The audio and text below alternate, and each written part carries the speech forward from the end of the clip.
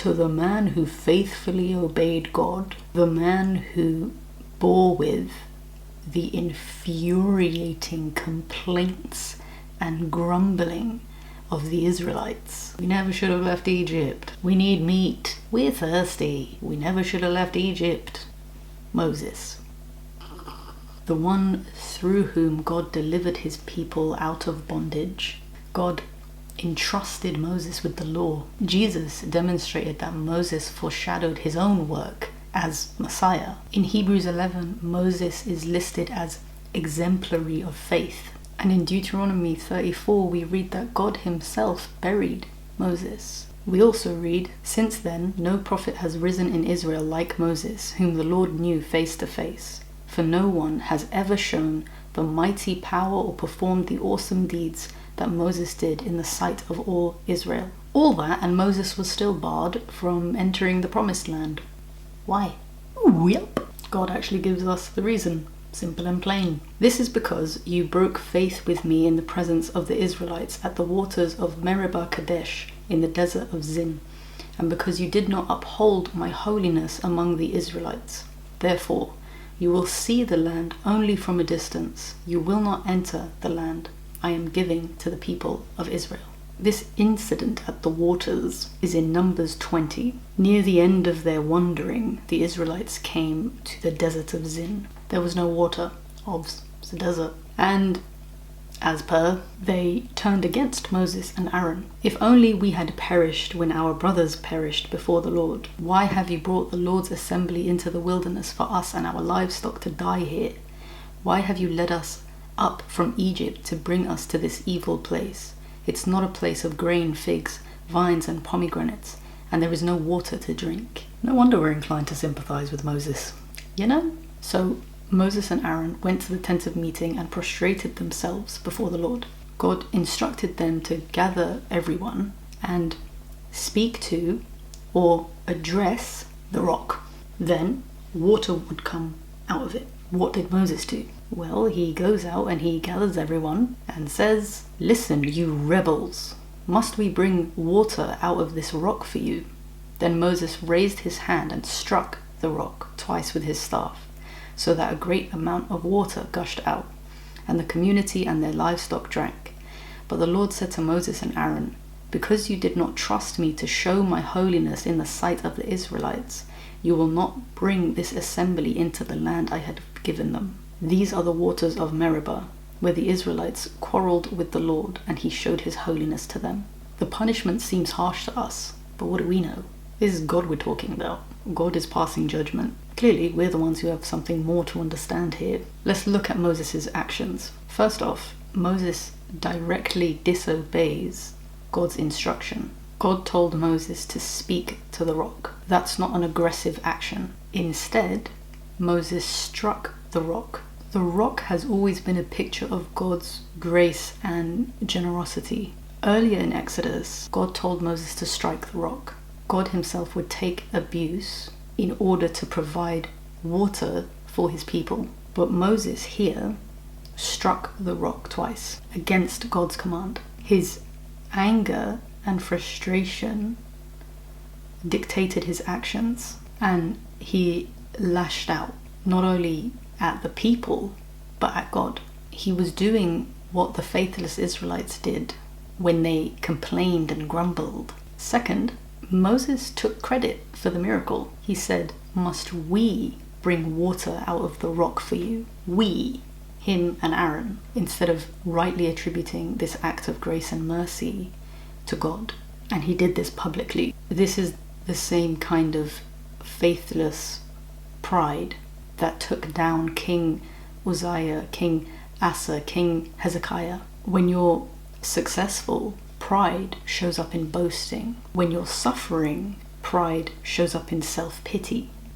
The latter is what manifested in Moses. It was self-pity. God couldn't let this go unpunished and expect the Israelites to see and understand his holiness. Moses speaking to the rock could have been meant as a picture of prayer. The water-giving rock is used as a symbol of Christ. And in Exodus 17, 6, the rock was struck. Just like Christ was crucified once, Jesus was struck once, and he continues to provide living water to those who pray in faith to him.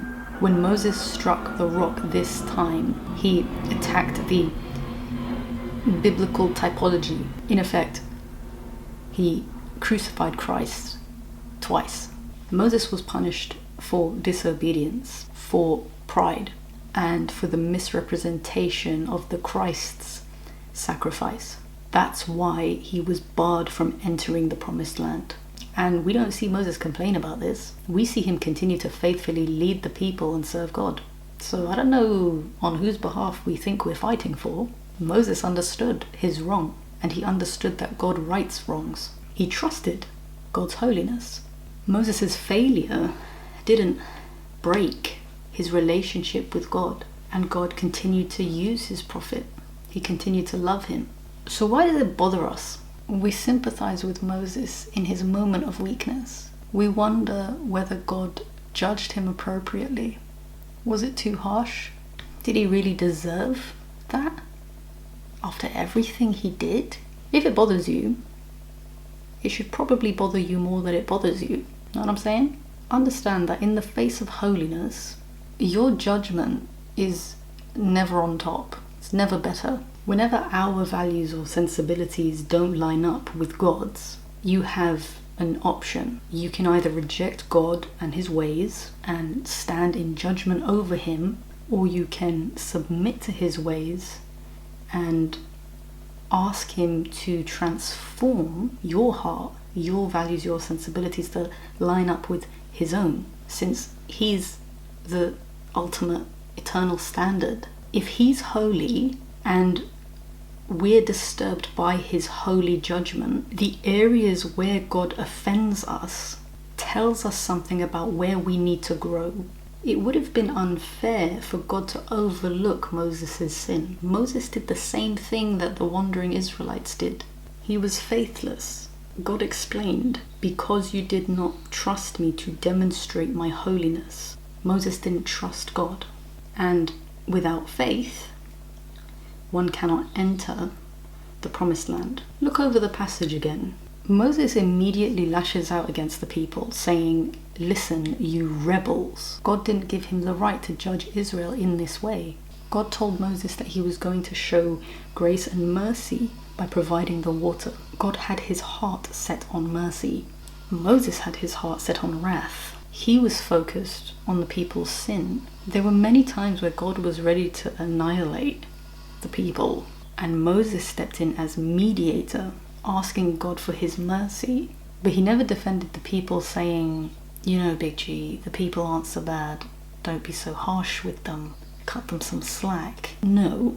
Every time Moses went before God on behalf of the people, he said, "Because of your great name, save them, have mercy on them.